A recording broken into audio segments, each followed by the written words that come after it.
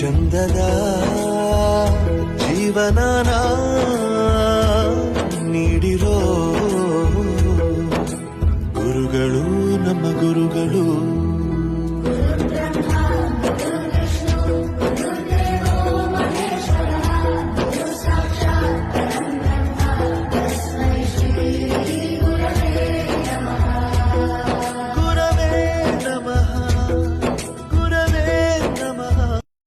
ಬಳಪ ಹಿಡಿದ ಭಗವಂತ ಇರುತ್ತಾನೆ ನಮ ಸುತ್ತ ಅವತಾರ ನಾನಾ ರೂಪವೋ.